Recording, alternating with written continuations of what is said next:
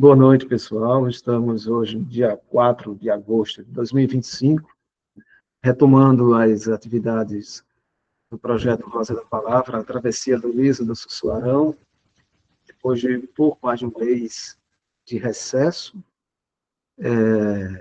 O projeto Rosa da Palavra é uma atividade extensionista, proposta pela Faculdade de Educação, com a curadoria do professor Sandro, e com a participação e a colaboração da Universidade Federal do Rio Grande do Norte, através do grupo de estudos e pesquisa Sertania, e da Universidade do Estado, Universidade Estadual do Cariri. Bom, então, quero dizer a todos que é bom revê-los, e vamos, chegamos na metade da leitura do nosso livro amado, e vamos começar uma nova jornada. Eu agora vou ler a memória do encontro passado, do último encontro, e a Kátia Teixeira é a pessoa que hoje vai escrever a memória que será apresentada no próximo encontro. Então, vamos lá. Deixa eu abrir aqui, que está no meu computador. Pronto. Mossoró, julho de 2025. Maximé Jagunçada. Eis a memória da travessia de número 29, do último encontro do primeiro semestre de 2025. Porém, antes de apresentar a memória passada, gostaria de falar sobre o nosso trajeto que perfaz o ciclo de um ano, pois iniciamos a travessia do Liso do Sussuarão no 5 de agosto de 2024. Alcançamos nesse período a exata metade do livro, em que travamos contato com toda sorte de coisas, pactários, caborjudos, bruxa, esquipáticos, tremedais, assassina santificada, rastreadores, tropel de andarilhos mais parecidos com nação de maracatu, menino endiabrado, bizarro bezerro erroso, cabaça com um naco de ferro dentro, osga de rã pulã, pássaro que bem me viu, o dragão em sua garganta de fogo, o liso pior avente, um Édipo em sua fuga estabanada, centauros da madrugada brumosa, a pedra de Araçuaí, fogo fato assustando os incautos, a moça branca na moldura da janela, a expulsão do paraíso da Guararavacã, do Guaicuí, do nunca mais, a donzela guerreira e os segredos que são só seus dela, um cramunhão preso retido numa garrafa, espirro de irara assustada, canoa bambeando em rio turvo, o medo que cerca a gente por inteiro, uma canção que continuava, uma transformação pesável. Isso tudo passamos, e havemos de passar mais, com pessoa nossa do nosso lado. De tudo que sucedeu em nosso último encontro, não dou conta de relatar no completo. Alinhavo aquilo que forma passado em mim com mais presença. Era, como dizia, nosso encontro de encerramento dos trabalhos semestrais da casa. E conforme havia combinado com Paulo Salles, o tempo propício para retomar suas apresentações dos mapas do território geográfico do Grande Sertão de Veredas, na série Relatos Riobaldianos. Pelos sertões, a trajetória de Riobaldo ao longo da história.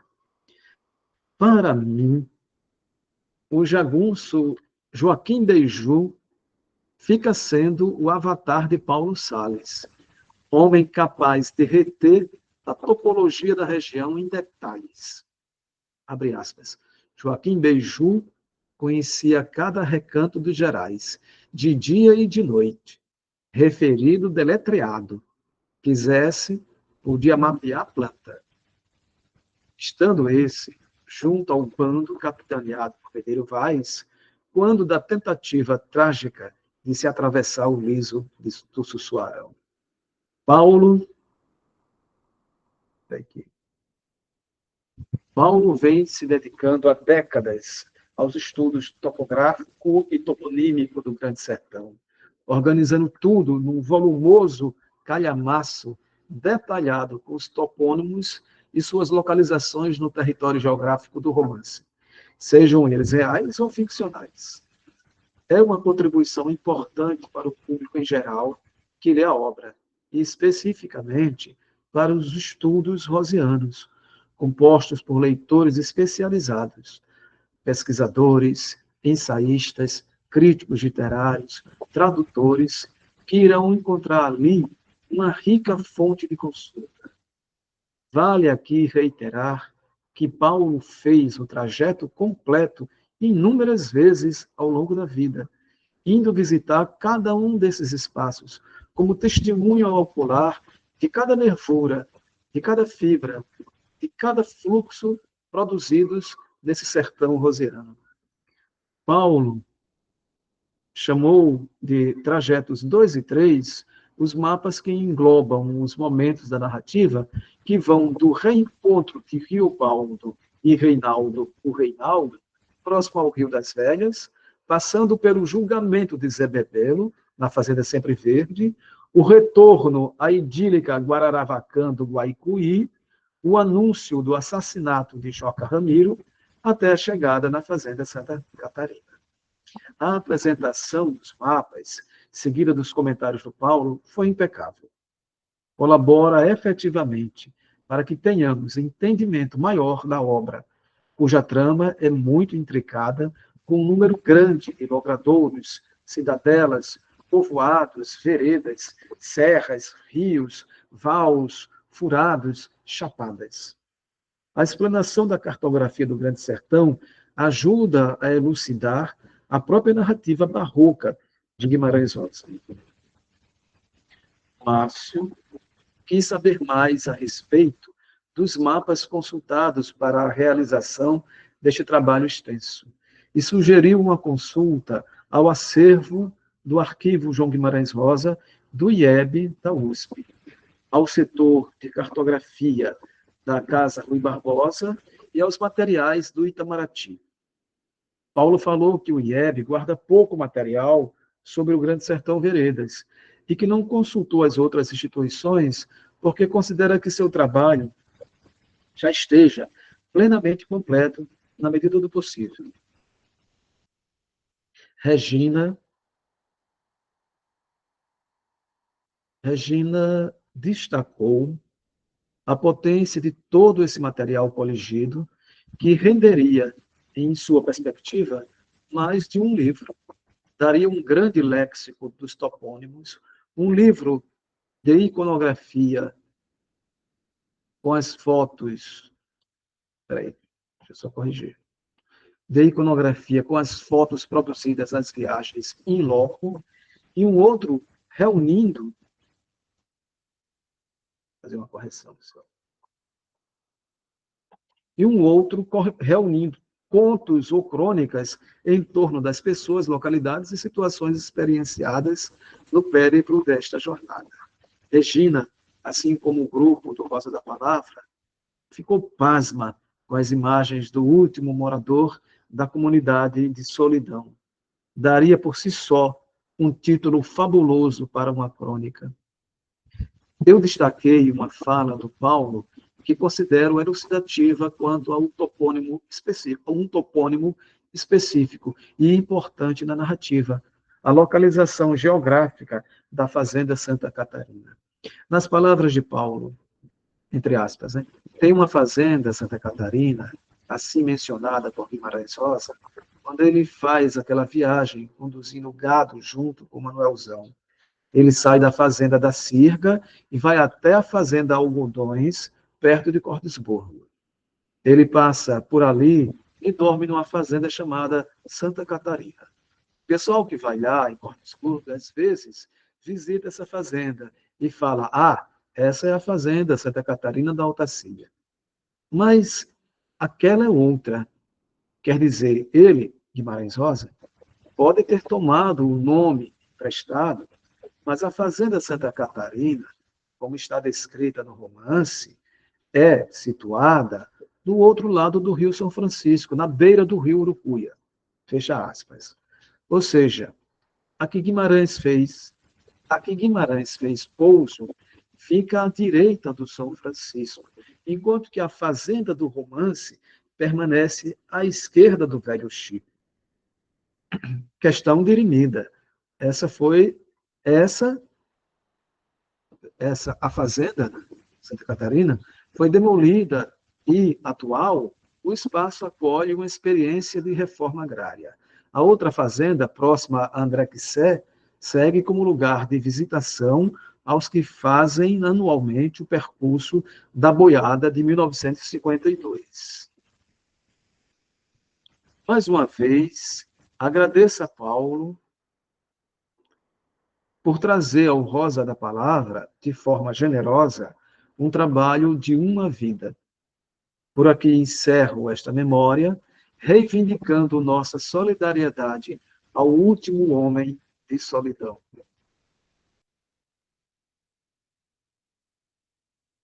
Bravo! Maravilhoso. Muito boa. Linda demais. Poxa, emocionante, Sandro.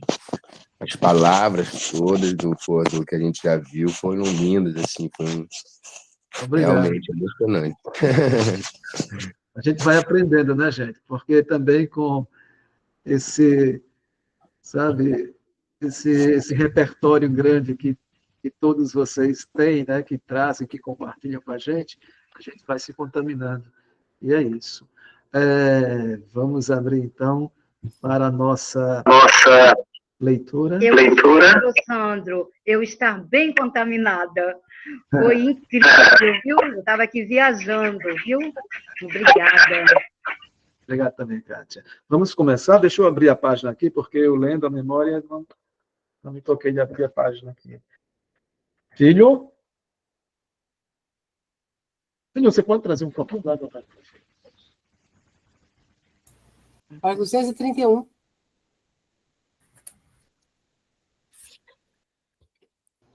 Obrigado, viu, Silvia? Tá. 231. Pronto. Quem queira pode começar a ler.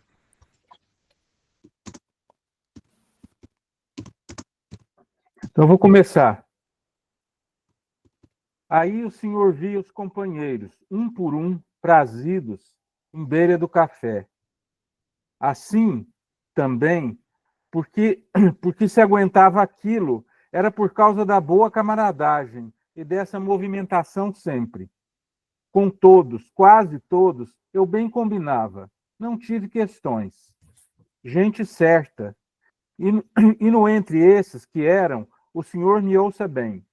Zé Bebelo, o nosso chefe, indo à frente, e que não sediava folga nem cansaço. O Reinaldo, que era de Adorim, sabendo deste, o senhor sabe minha vida. O Alaripe, que era de ferro e de ouro, e de carne e osso, e de minha melhor estimação. Marcelino Pampa, segundo em chefe, cumpridor de tudo e senhor de muito respeito. João Conclis, que com Sesfredo porfiava, assoviando, imitado de toda a qualidade de pássaros. Este nunca se esquecia de nada. O Quipes, sujeito ligeiro, capaz de abrir num dia só as 15 léguas, cavalos que haja. Joaquim Beiju, rastreador de todos esses sertões do Gerais sabente. O Tipote, que achava os lugares d'água, feito boi geralista ou buriti em broto de semente. O Suzarte, outro rastreador, feito cão-cachorro ensinado, boa pessoa. O Queque, que sempre tinha saudade de sua rocinha antiga, desejo dele era tornar a ter um pedacinho de terra plantadeira.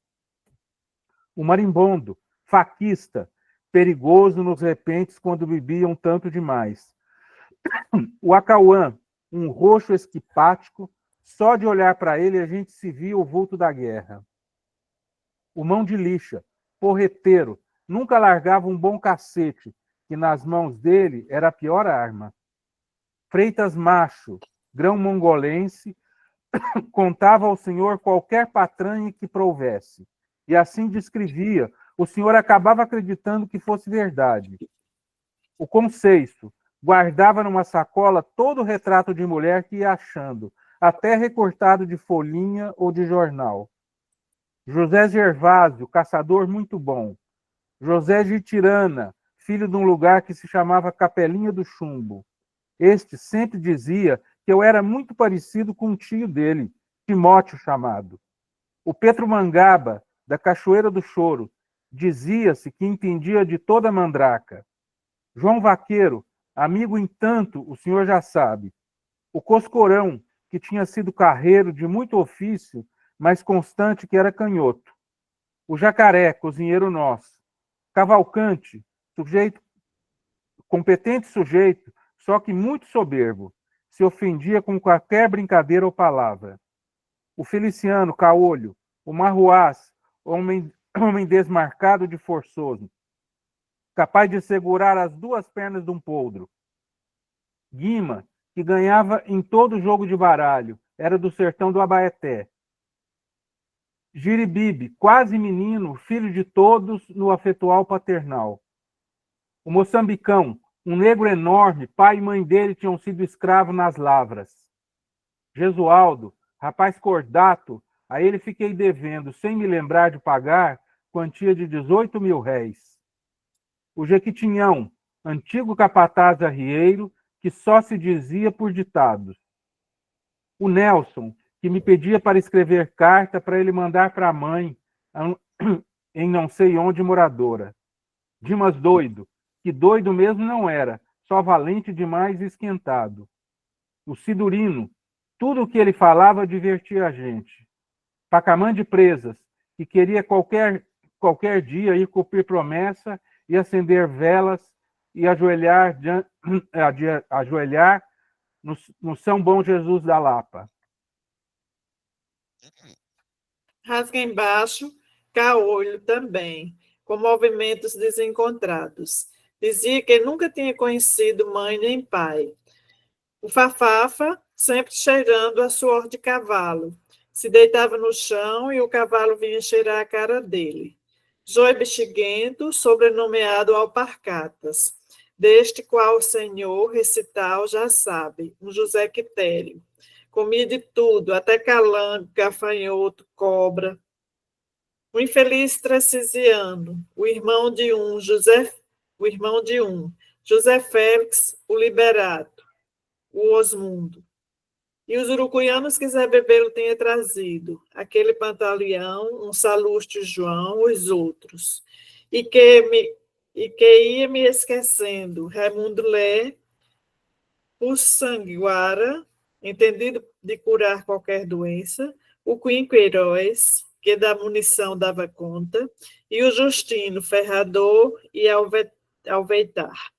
A mais que nos dedos conto, o Pitolô, José Micuim, Zé Onça, Zé Paquera, Pedro Pintado, Pedro Afonso, Zé Vital, João Bugre, Pereirão, o Jalapa, Zé Beiçudo, Nestor, o Diodolfo, 200, João Vereda, Felisberto, o Testa em Pé, Remigildo, o Jósio, Domingos Trançado, Leocádio, Pau na Cobra, Simeão, Zé Geralista, o Trigoso, o Cajueiro, Nhô Faísca, o Araruta, Duval Foguista, Chico Vosso, Acrísio e o Toscaninho Caramé.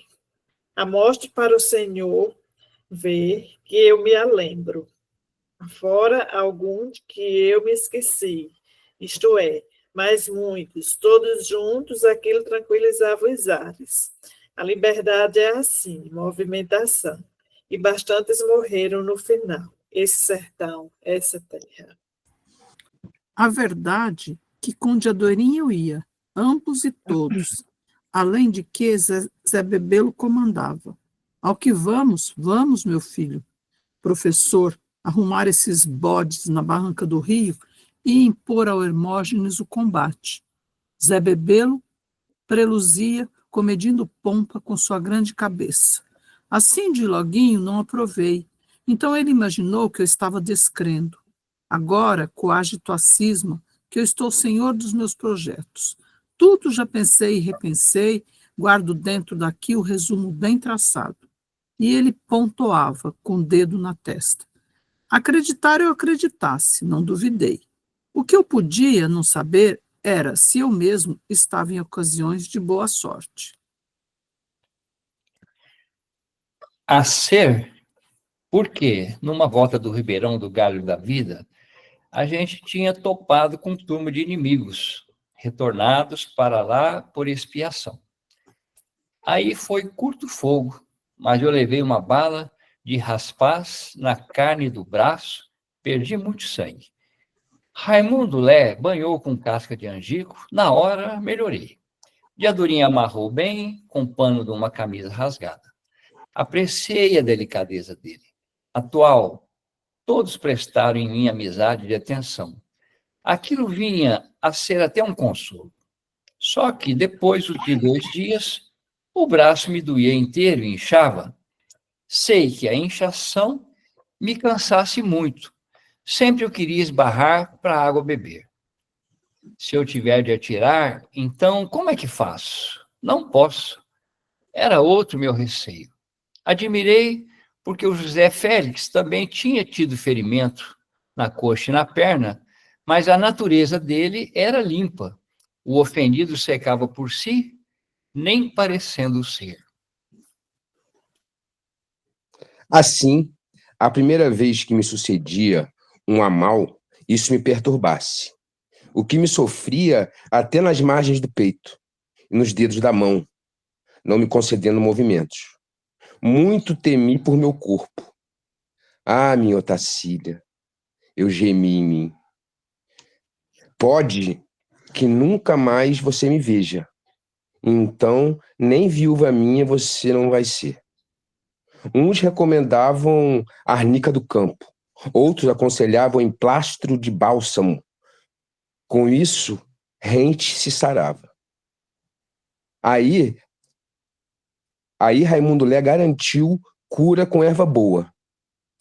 Mas onde era que erva boa se ia achar? À fazenda dos tucanos chegamos. Lá esbarramos. É uma beira da Lagoa Raposa, passada a vereda do Enxu. Visitamos o fazendão vazio, não tinha alma viva de se ver. E do Rio Chico, longe não se estava. Assim, então, por que era que não se avançar logo as duras marchas para atacar? Sei de mim, sei. Zé Bebelo menos disse, sem explicação. Eu desconheci. E cacei um catre, cama de vento, num quarto meio escuro. Com coisa nenhuma não me importei. Continua?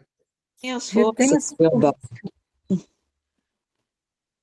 Vou campear o remédio nesses matos. Diadorim falou. A gente, nos tucanos, ia falhar 2 dias. Ali ficamos comendo palmito e secando em sol a carne de 2 bois.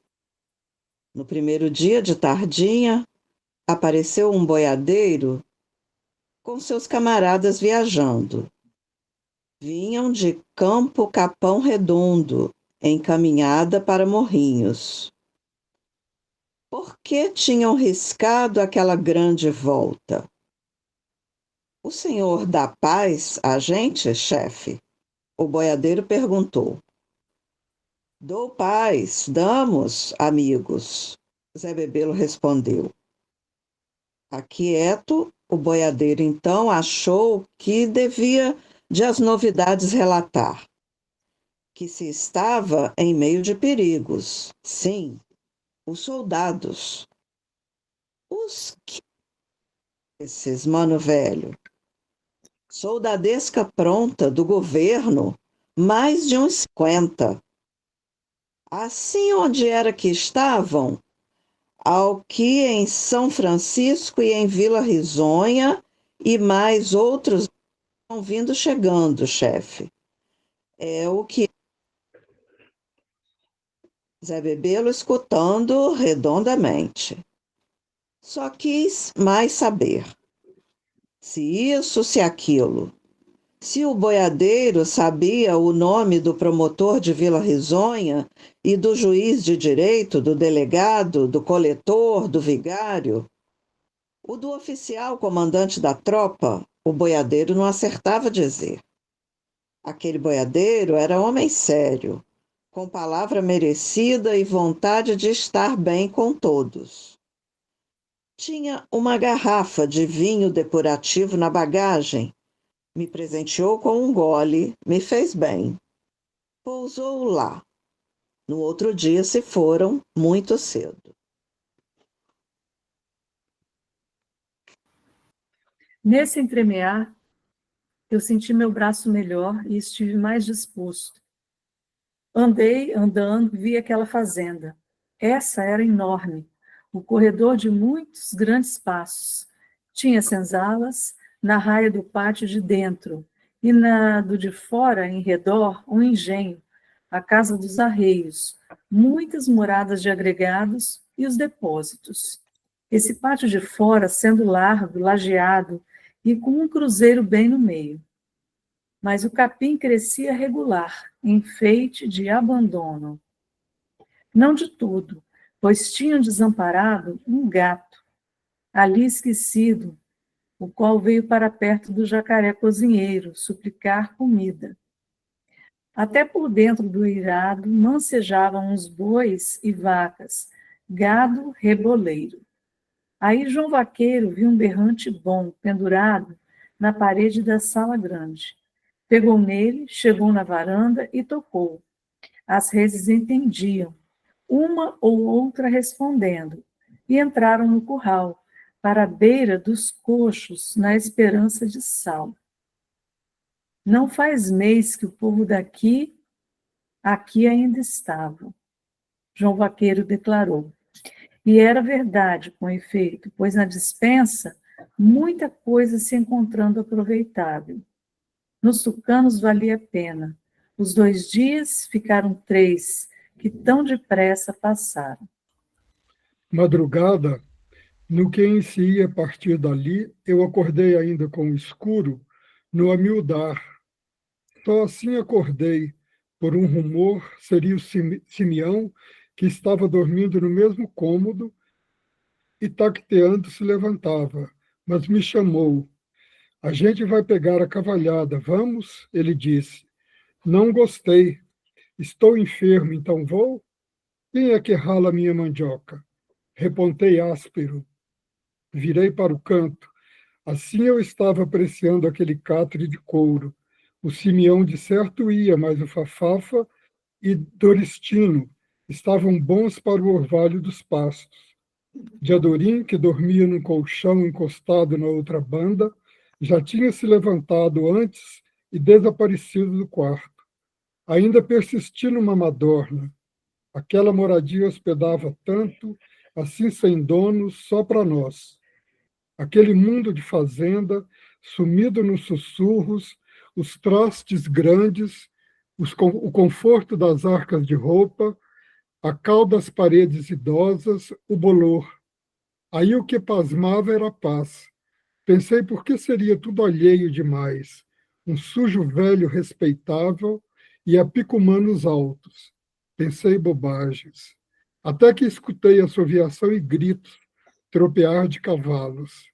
Ah, os cavalos na madrugada, os cavalos. De repente me lembrei, antiquíssimo, aquilo eu carecia de rever. Afoito corri, compareci numa janela, era o dia clareando, as barras quebradas. O pessoal chegava com os cavalos. Os cavalos enchiam o curralão, prazentes. Respirar é que era bom, tomar todos os cheiros. respirar a alma daqueles campos e lugares, e deram um tiro. Deram um tiro de rifle mais longe. O que eu soube? Sempre sei quando um tiro é tiro, isto é, quando os outros vão ser. Deram muitos tiros. Apertei minha correia na cintura. Apertei minha correia na cintura. O seguinte emendando, que nem sei como foi. Antes de saber o que foi, me fiz nas minhas armas. O que eu tinha era fome.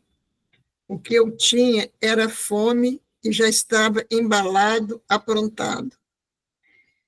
Às tantas, o senhor assistisse aquilo, uma confusão sem confusão. Saí da janela, um homem esbarrou em mim em carreira, outros bramaram, outros só Zé Bebelo, as ordens de sobrevoz. Aonde? O quê? Todos eram mais ligeiros do que eu, mas ouvi.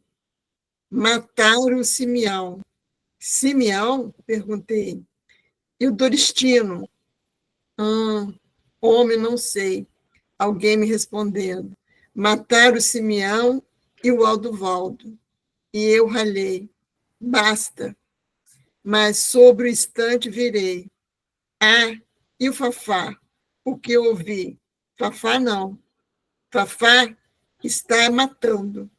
Assim era, real, verdadeiramente de repente, caído como chuva, o rasgo de guerra, inimigos terríveis investindo. São eles, Riobaldos, os Hermógenes. Diadorim, aparecido ali em minha frente, isso falou. Atiraram um horror de uma vez, tiros e tiros que estavam contra nós desfechando. Atiravam nas construções da casa. Diadorim, sacripante, se riu, encolheu um ombro só. Para ele olhei, o tanto, até ele anoitecer em meus olhos. Eu não era eu. Respirei os pesos. Agora estamos perdidos sem socorro. Inventei na mente e raciocinei a velocidade disso. Ser pego na tocaia é diverso de tudo e é tolo. Assim, enquanto eu escutando na folha das orelhas as minúcias recontadas, as passadas do companheiro no corredor, o assoviar e o dar das balas, que nem um saco de bago de milho despejado, feito cuspício, o pôr e pôr, senti como que em mim as balas que vinham estragar aquela morada alheia de fazenda. Medo nem tive, nem deu para ter. Foi outra noção, diferente. Me salvei por um espetar de pensamentos que Diadorim, sem o franzido, fosse mandar eu ter coragem. Ele nem disse, mas eu me inteirei ligeiro demais, num só distorcer. Pois vamos, é a hora, eu declarei. Pus a mão no ombro dele, respirei depressa demais, aquele me apartetar, sabia o senhor, não deve ter durado nem mesmo os menos minutos. No átimo, supri a claridade completa de ideia, o sangue frio maior, essas comuns tranquilidades. E por aí eu sabia, mesmo exato, a gente já estava debaixo de cerco. Achei especial o jeito de João Conclis vir, ansiado, cauteloso. Ação em que qualquer um anda nessas semelhantes ocasiões, só encostado nas paredes. Você fica aqui, mais você e você. Você dessa banda, você ali, você aí acolá. Arrumação ele ordenava. Riobaldo, Tatarana, tu toma conta desta janela. Daqui não sai, nem relaxa por via nenhuma. Arredado, lá embaixo, avistei Marcelino Pampa indo para as senzalas com uns 5 ou 6 companheiros. Com outros. Freitas Macho corria para a Tulha e para o engenho, uns junto com joim bexiguento, dito alparcatas. Meus peitos batendo, tresdobro forte, eu dividido naquela alarida. A grave escorei meu rifle, limpo, arma minha, Amásia. Ainda reconheci o Dimas doido e o Acauã, deitados atrás do cruzeiro do pátio. Um daqueles urucuianos apareceu, mais outro, trazia um balaio grande com algodão em rama. Mais homens com sacos de sabugos. Foram buscar outros sacos, carregavam um caixote também. Tudo eles estavam transportando por entranqueirar o pátio de fora. Tábuas, tamboretes, cangalhas e arreios, uma mesa de carapina retombada. Arranjos de guerra. Esses são engenhados sempre com uma graça variada, diversa dos aspectos de trabalho de paz. Isto vi, o senhor vê. Homens e homens repulam no afã tão unidamente, sujeitos maneiros, feito o meigo do demo assoprasse neles, ou até mesmo os espíritos. Suspirei de bestagem. Pode seguir. Ao menos alguém fungou e me cutucou. Era o preto Mangaba, mandado guarnecer ali, comigo junto. Preto Mangaba me oferecia de um pão de doce de buriti, repartia amistoso. Eu então me lembrei de que estava com fome, mas Clim Queiroz trazia mais munição. Ele, ajudado por alguns, arrastava um couro. O couro, esse cheio, repleto de munição, arrastavam no assoalho do corredor. Na janela da outra banda, pus o olhar, espiei o desdém do mundo, distâncias. Abalavam fogo contra a gente, outra vez contra o espaço da casa. Ixi de inimigo que não se avistava. Somente eu queria saber era se aguentava manejar. Como era que estava sentindo meu braço? Aí ergui mão para coçar minha testa. Aí me cismei e fiz com todo respeito pelo sinal. Sei que o cristão não se conserta pela má vida levável, mas sim, porém, sucinto pela boa morte, ao que a morte é o sobrevir de Deus entornadamente. Atirei, atirava. Isso não é isto? Não nada. Aragem. Vai, pode ir. A aragem de Adorinha, onde estivesse, soube que ele parava em outro ponto, em seu posto em praça. Sustentava, picando alvos, a para a frente, junto com o Fafafa, o Marroás, Guima e Cavalcante, na barra da varanda.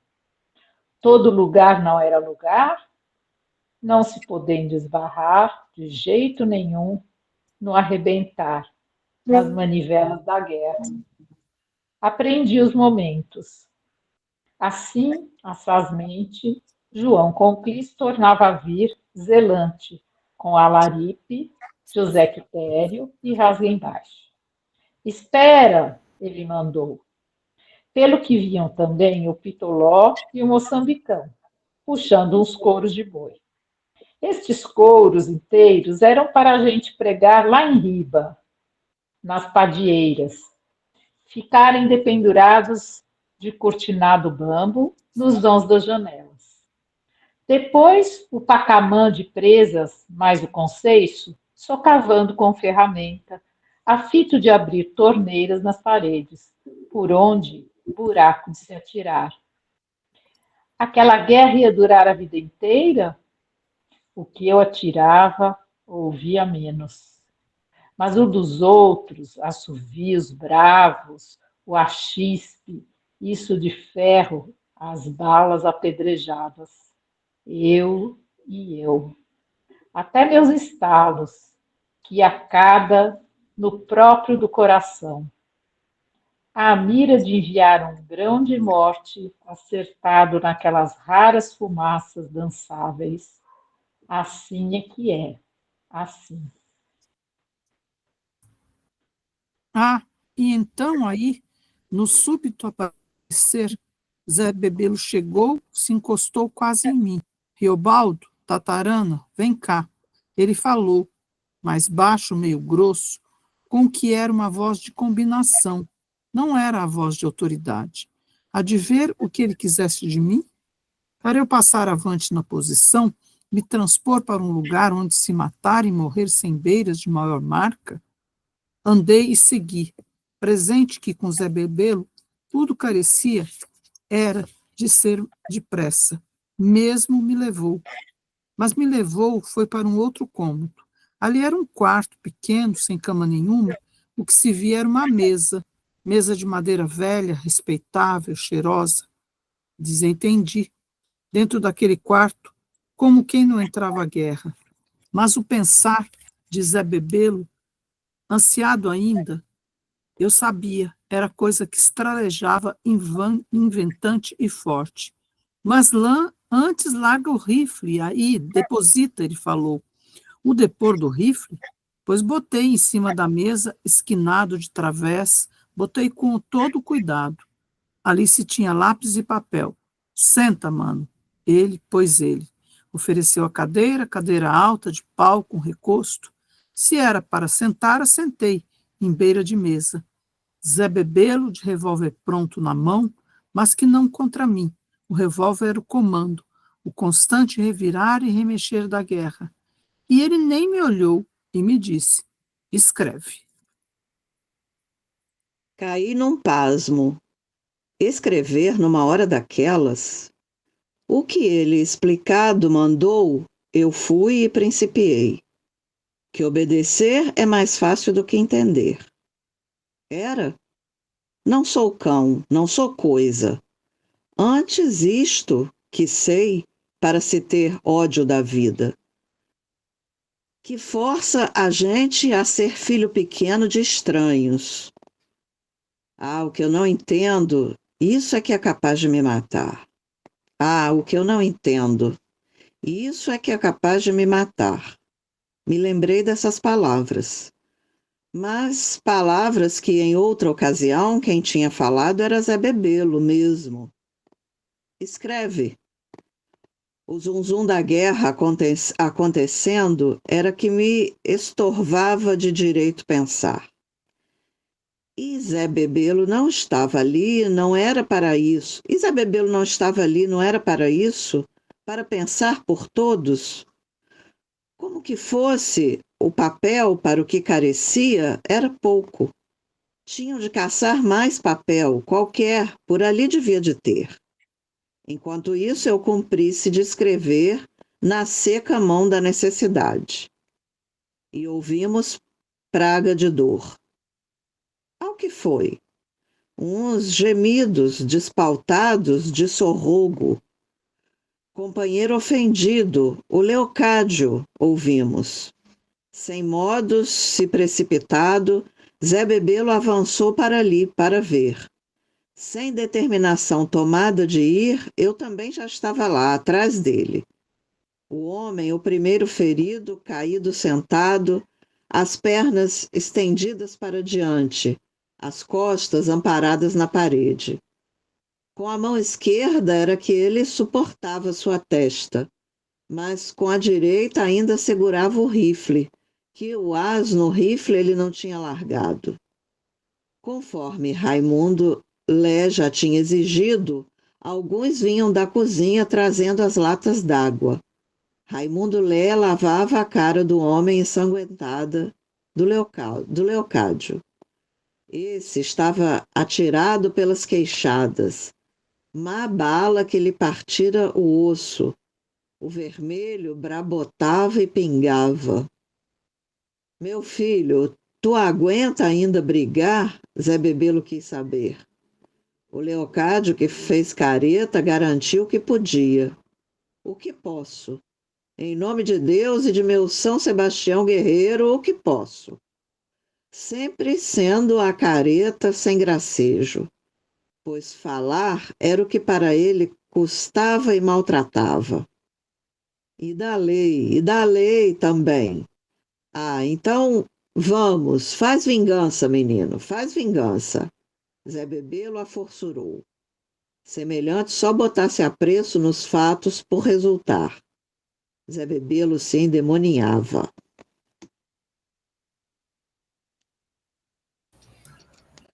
Segurou meu braço, suscitado de se voltar para a mesa para se escrever amanuense.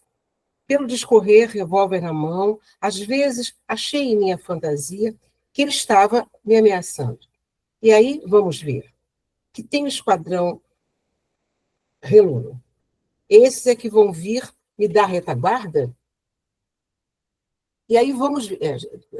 Ele falasse, eu escrevesse com mais urgência os bilhetes, missiva para o senhor oficial comandante das forças militares, outro para o excelentíssimo juiz da comarca de São Francisco, outro para o presidente da Câmara de Vila Risonha, outro para o promotor. Apresta, a massa do volume deles também dá valor. Ele regendo. Acertei, escrevi.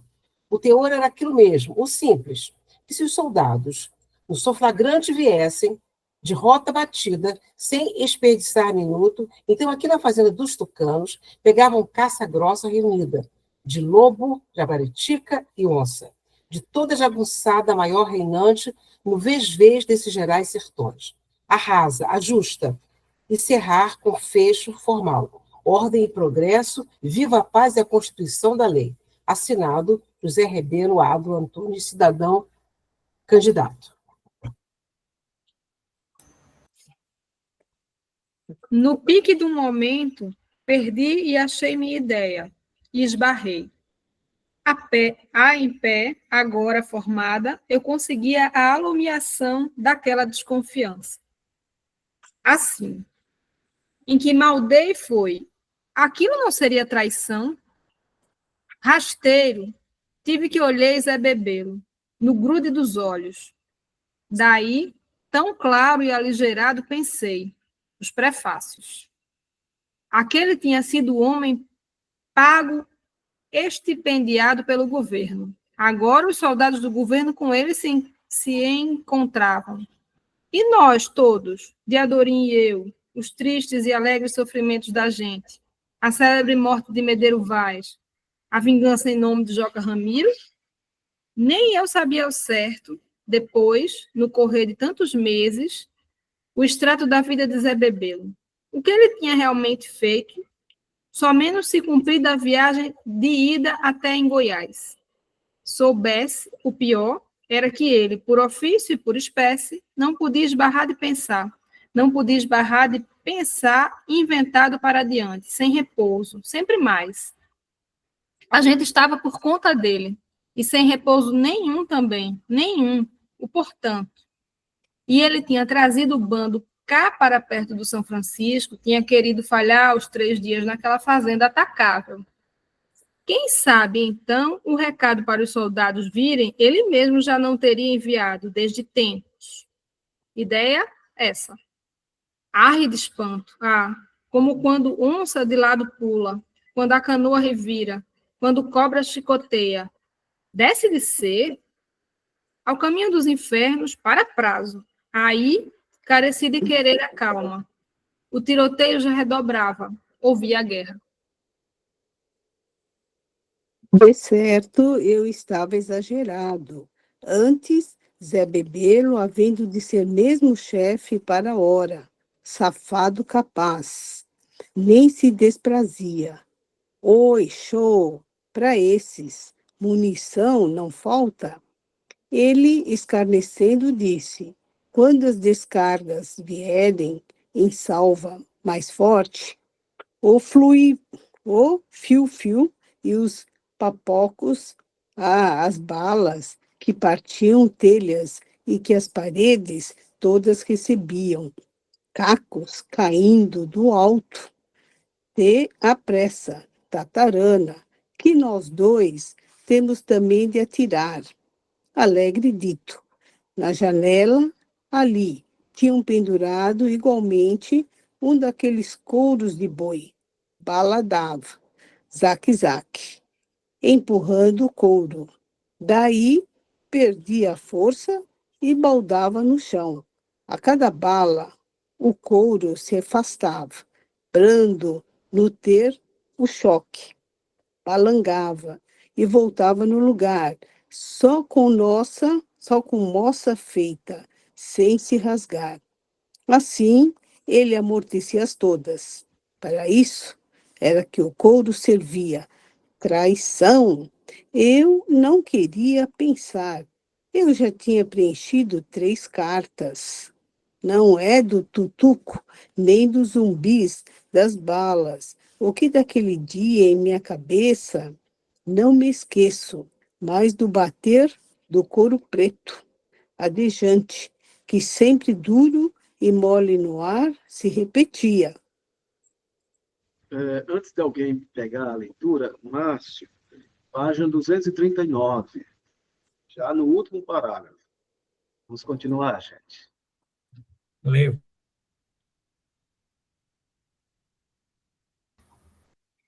Advindo que algum me trouxe mais papel, achado por ali, nos quartos em remexidas gavetas. Só coisa escrita já, de tinta firme, mas a gente podendo aproveitar o espaço embaixo ou a banda de trás, reverso dita. Que era que estava escrito nos papéis tão velhos? Um favor de carta de tempos idos, num vigente fevereiro, 11, quando ainda se tinha imperador, no nome dele com respeito se falava, e noticiando chegada em poder, de remessa de ferramenta, remédios, algodão trançado tinto. A fatura dos negócios com escravos, compra, os recibos, por Nicolau Serapião da Rocha. Outras cartas. Escreve, filho, escreve ligeiro. A traição, então, altamente eu escutava os gritos dos companheiros, xingatório, no meio da desbraga do quanto combate na torração. Aqui mesmo, esgueirados para a janela, o 200 e o rasga embaixo, agora ombreavam armas, seu vez em quando a ponto atirado. Assim como não pude, eu esbarrei outra vez e encarei Zé Bebelo sem final.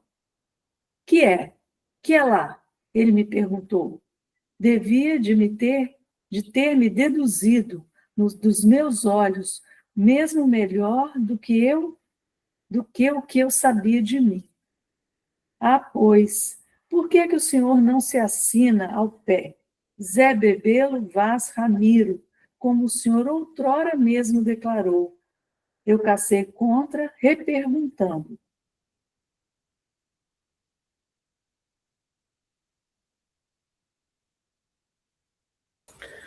Ato visível, que ele esteve pego no usual de seu modo, assim, de se espantar no ar. Conheci, às vezes, também uma traiçoa, sem nem saber o que é que está produzindo, as falsas rajas. Mas ele não tinha surpreendido a verdade no meu indagar, a expedição de minha dúvida. Conforme, prazido consigo, recachou e me disse, me engambelando. Também pensei. Tanto que pensei, mas não se pode. Muito alta e sincera é a devoção, mas o exato das praxes impõe outras coisas. Impõe o duro legal. Aí fui escrevendo. Simples. Fui. Por que fui? Porque a vida é miserável. A letra saía tremida, no demoroso. Meu outro braço também recomeçava a doer. Quase que. Traição. Sem querer eu fui lançando no papel a palavra, mas risquei. Uma bala no couro assoviou o soco. Outra entrou atrás. Entrou com o couro levantado. Deu na parede, defronte. Ricocheteou e veio cair, quente, perto da gente. Ali na parede tinha um chifre de boi de se dependurar roupa. Até armador de rede era de chifre de boi naquela casa. Sumamente eu esperei e pispiciu de alguma outra bala, eu queira. soubesse por que o pensar caladíssimo de Zé Bebelo me perturbava. Mas ele disse, que é? Se debruçando, que erro que foi? Não viu, porque eu já tinha riscado. Mas, então, ele muito falou, ia explicando, de noite, no escuro feito, ia mandar 2 cabras dos mais espertos viajeiros para rastejarem por ali, furando o cerco. Cada um levava rumo igual daquelas cartas. Assim, Deus azado ajudasse. E eles, ou ao menos um deles, conseguisse. Então, era resumo certo que a soldadesca se movimentava de vir. Apareciam, os trapezavam, apropositavam, arrebentavam com os Hermógenes.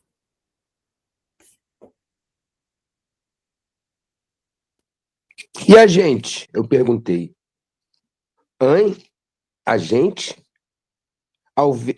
A ver é que você não me entendeu. A gente obra jeito de se escapar. No carerê da confusão.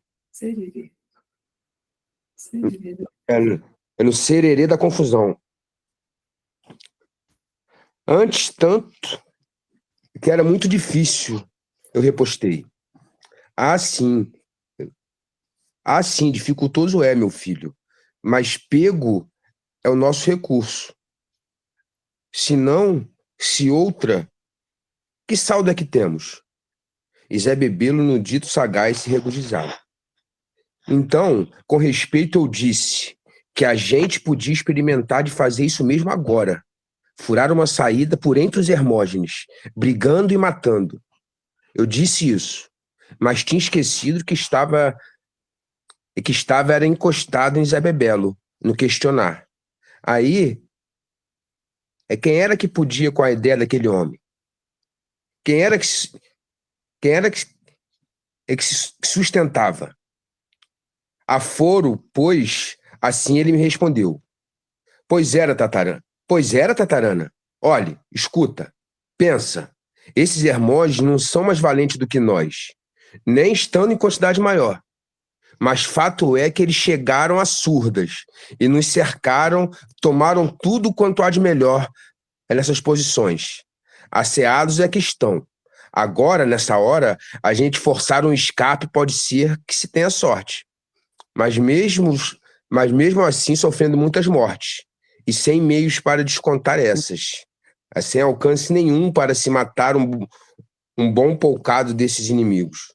Tu entende?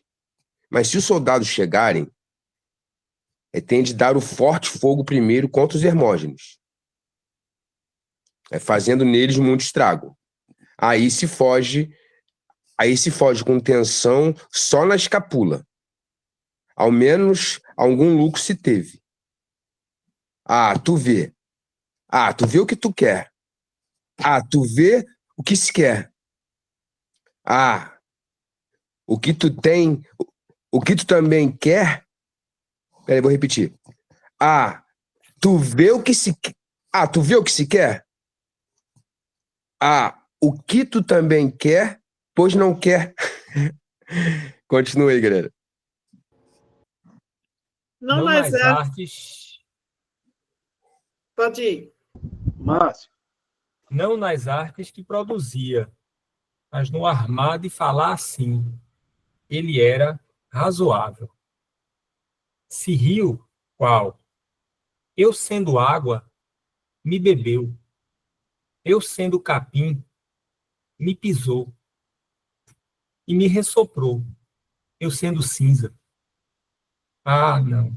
Então, eu estava ali, em chão, em acou de acuado, um rol de meu sangue me esquentou as caras, o redor dos ouvidos, cachoeira que cantava pancada. Eu apertei o pé na alpercata, espremi as tábuas do assoalho. Desconheci antes e depois. Uma decisão firme me transtornava. E eu vi, fiquei sabendo. me queimasse em fogo, eu dava muitas labaredas muito altas. Ah, dava. O senhor acha que menos acho? Mais digo, mais fiz. Antes veja o que eu pensei, o que seguinte ia ser, e ficou formado um decreto de pedra pensada, que, na hora de os soldados sobrechegarem, eu parava perto de Zé Bebelo, e que ele fizesse feição de trair, eu abocava nele o rifle, efetuava, matava, só uma vez. E daí? Daí eu tomava o comandamento, competentemente, eu mesmo, e represava a chefia, e forçando os companheiros para a impossível salvação. Aquilo por amor do rijo leal eu fazia, era capaz, pelo certo que a vida deve de ser, mesmo não gostando de ser chefe, descrendo do enfado de responsabilidades. Mas fazia. Aí, pego a faca punhal e o facão grande, tornei a pensar. Até chegar a hora, eu não ia falar disso com pessoa nenhuma, nem com Diadorim. Mas fazia, procedia. E eu mesmo senti a verdade de uma coisa, forte, com alegria que me supriu. Eu era Riobaldo. Quase que gritei este nome, meu coração alto gritou. Ah, então, quando eu experimentei os gumes dos meus dentes e terminei de escrever o derradeiro bilhete, eu estive todo tranquilizado e insensato resolvido tanto, que mesmo acho que aquele, na minha vida, foi ponto e ponto e ponto. E entreguei o escrito a Zé Bebelo. Minha mão não espargiu nenhum tremor. O que regeu em mim foi uma coragem precisada, um desprezo de dizer o que disse. O senhor, chefe, o senhor é amigo dos soldados do governo. E eu ri, riso de escárnio, direitinho. Ri para me constar, assim, que de homem ou de chefe nenhum, eu não tinha medo. E ele se assustou, fez espantos. Ele disse, tenho amigo nenhum, e soldado não tem amigo. Eu disse, estou ouvindo. Ele disse, eu tenho a lei, e soldado tem é a lei. Eu disse, então estamos juntos. Ele disse, mas agora a minha lei e a deles são as diversas, uma contra a outra. Eu disse, pois nós, a gente, pobres jagunços, não temos nada disso, a coisa nenhuma. Ele disse, minha lei, sabe qual é que é, Tatarana? É a sorte dos homens valentes que estou comandando. Eu disse, mas se o senhor se reengraçar com os soldados, o governo lhe repraz e lhe premia. O senhor é da política, pois não é? Ô, gente, deputado.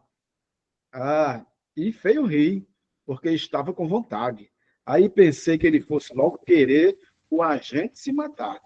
A sorte do dia, eu cutucava. Mas ruim não foi. Zé Bebelo só encurtou o senho no carregoso e fechou a boca. Pensou bem.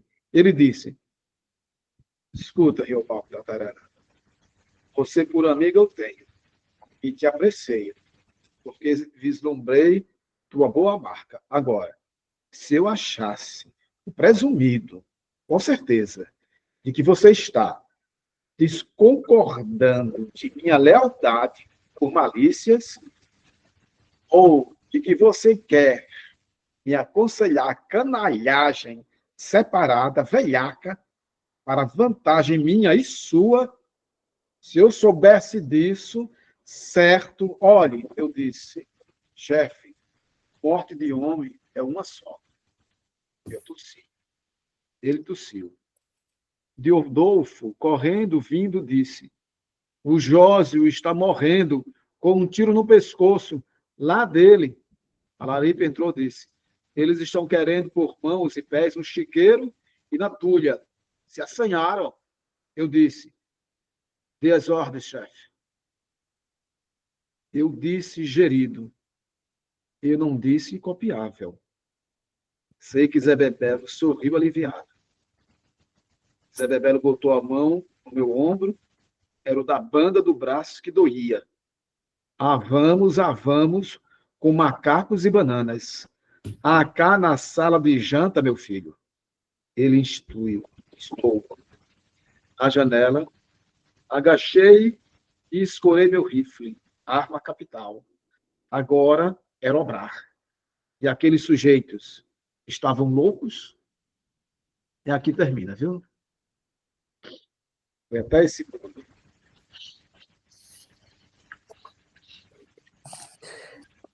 Que maravilha. Maravilha mesmo, né? Quer dizer, esse cerco todo tão inesperado, né?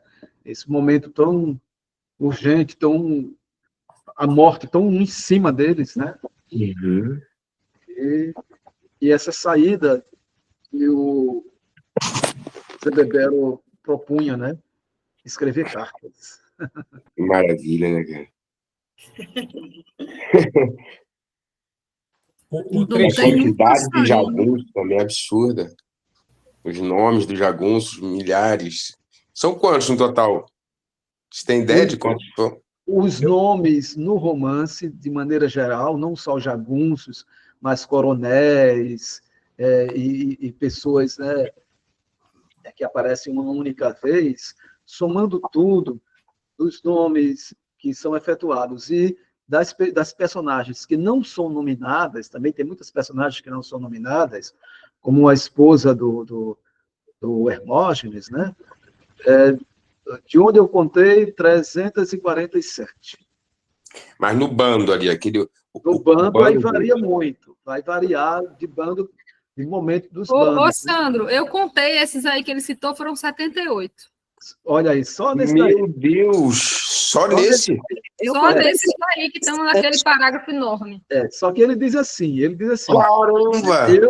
Eu me lembro de tudo, mas eu me esqueço também, porque esqueci que tem muito mais, quer dizer, tem muito mais.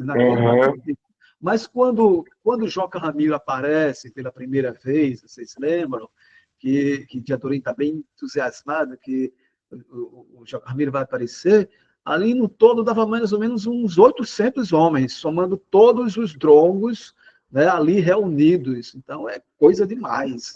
É gente demais. É um volume gigantesco de pessoas. Eu imaginava uns 30, 40, um bando assim. Depende, né? Que não tem muita gente, pequenos, né? Tem momentos que eles vão ficar bem pequenos, divididos em menores partes, né? Isso vai depender das estratégias e das circunstâncias, né? Às vezes as circunstâncias pedem que sejam no total 30, 40, 50, né? Mas dependendo da circunstância. Nós já temos aqui a Grinaura com a mão levantada, temos o Márcio. Que legal, gente, que agora o próprio Google One vai classificando, já tinha dito, né? Aí o primeiro que aparece número 1, Grinaura. Certo. Número 2. E depois o Carlos Viegas. Grinaura. Certo. Está ouvindo? Tranquilo. Está ouvindo, né?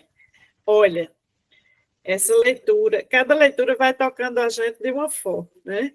Sim. E essa de hoje, para mim, foi terapêutica, né? Eu estava assim, numa nervosia aqui, e sabe qual foi meu Rivotril? Foi essa leitura desse texto de hoje. Nossa, eu fiquei, assim, impressionada, né? Aquele ambiente da fazenda, né? Dos tucanos, aquela coisa linda, daquela fazenda.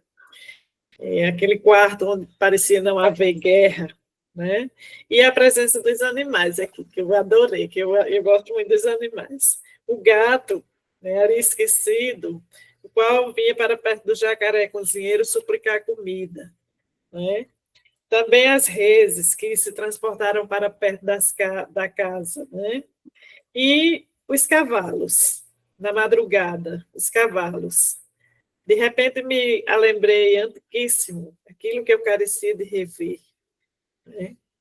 Então, esse texto realmente me atravessou. Assim. Eu fiquei muito feliz hoje com a leitura dessa passagem aqui do nosso livro.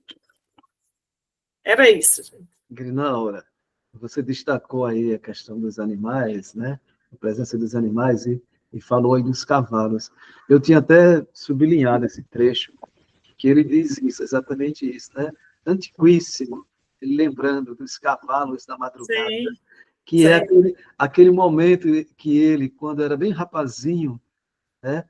Na fazenda de São Gregório, o grupo Tropel de Joca Ramiro chega de madrugada, batendo na porta do Celorico Mendes, nas brumas, com os cavalos que pareciam árvores, né? Sim. E depois pareciam como se fossem centauros nas brumas, né? Então, eu acho que isso que ele lembrou aí, antiquíssimo, né? Esses cavalos nas brumas. Uhum. Mas é bonito, né, o trecho, mas é tenso também. Márcio, depois Carlos, depois Paulo Salles. Márcio. Destacar aqui a inteligência de Bebelo, né?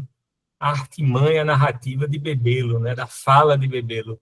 O narrador diz, Reobaldo diz, eu sendo água, me bebeu. Eu sendo capim, me pisou e me ressoprou.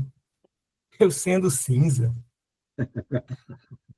3 frases, né? Ele mostra como o Bebelo é inteligentíssimo, né? Na retórica, tá? Outra coisa que eu queria destacar, que me impressionou, é Guimarães Rosa, em apenas uma linha, às vezes com 3 palavras, ele fala dos personagens. Em algumas descrições, ele fala um pouco assim, fulaninho era rastreador. O Kipper, né, ele diz, o Kipper é rastreador. Mas em outros, de uma forma muito concisa, ele diz, Zé, nosso chefe, que não sediava folga nem cansaço. De Adorim, sabendo deste, o Senhor sabe da minha vida. Marcelino Pampa é cumpridor de tudo e senhor de muito respeito. Kipes, sujeito muito lógico, impressiona o fato da concisão e da potência, entendeu?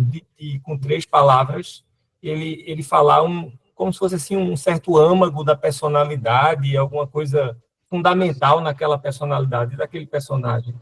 Eu acho bacana. Achei bacana, queria destacar isso. E outra coisa, essa fazenda, né, que ele passa, que é a Fazenda dos Tucanos, a narrativa já tinha atravessado outras fazendas, né? Só lembrar da São Gregório, da Nhanva, da Sempre Verde, da Santa Catarina, são 5 fazendas importantes no texto, né?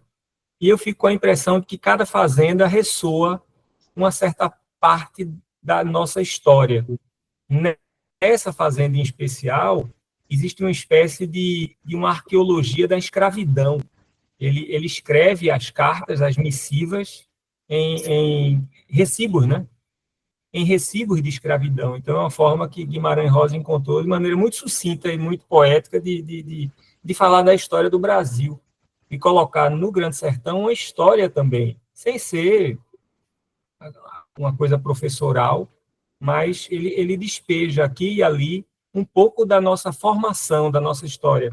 Aqui parece muito essa temática da escravidão, e é curioso, né, que Zé Bebelo ele escreve nesses papéis da escravidão, ordem e progresso, viva a paz e viva a lei, como se fosse, será que vai dar para conciliar esse país com essa história da escravidão, essa ordem e progresso? E as outras fazendas, a São Gregório, é uma fazenda simpática aos discursos, simpática às práticas jagunças. Existe uma apologia ao jaguncismo.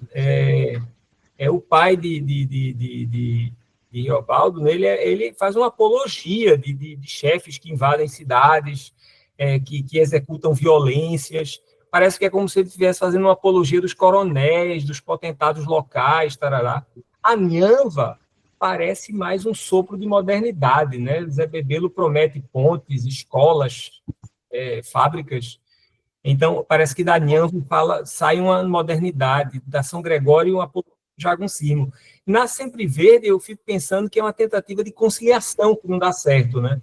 De um novo pacto de civilização ali, de um novo pacto das regras costumeiras de violência, porque eles fazem um júri informal ali, né, no Mirabeau de Mello, né, que é o Mirabeau, na Revolução Francesa, ele concilia também com Luís XVI, ele concilia com o rei, né, que vai ser guilhotinado depois. E na Santa Catarina é o amor patriarcal, né, de Otacília, tá? Eu estou tentando fazer uma leitura do Grande Sertão, olhando essas fazendas, e cada fazendão que eu passo, eu fico encontrando um fragmento da história do Brasil, tá? Tem uma fazenda mais na frente que a dona é Dona Brasilina, né? Chama muita atenção a fazenda que tem uma dona brasilina, tá? É isso, gente. Márcio, pelo jeito, esse ensaio tá indo, viu? De vento em popa. Eu me lembro que você falou pela primeira vez, né? Quando você falou pela primeira vez dessa ideia, eu achei essa ideia fantástica, né? De olhar para a história do Brasil a partir desses fazendões do Grande Sertão Veredas. Achei incrível, e a sua perspicácia, né, para perceber essas sutilezas do dizer do Guimarães, esse momento da folha, né, o reuso dessa folha, né, o reuso, né, então, assim, aquele papel representava, naquele momento do contexto em que foi feito o uso, representava um Brasil escravocrata, né? E aquela fazenda é uma fazenda com as senzalas todas ali, né? Então, você vai ver vários elementos que reportam essa situação do Brasil escravocrata. E, então, a face reutilizada, né, já é, como você bem destacou aí, né? É uma mensagem às autoridades republicanas, suplicando o uso da força republicana para o restabelecimento da ordem, né? E ele coloca lá a constituição da lei, né? É interessante essa sua observação. Ela é muito perspicaz, e esse ensaio é um ensaio com muita força, viu? Siga firme e forte aí nesse propósito. Eu me emperrei na Sempre Verde. Eu já escrevi umas 10 páginas, mas a Sempre Verde eu fiquei com preguiça. Aí eu paro, volto. Olha... Está alinhavado. Né? Pois é. Bom, enfim, né? É isso. Agora é o Carlos. Obrigado, Márcio. Carlos Viegas. Então, eu vou trazer esse episódio das cartas, mas com uma forma menos romântica do que já foi dito.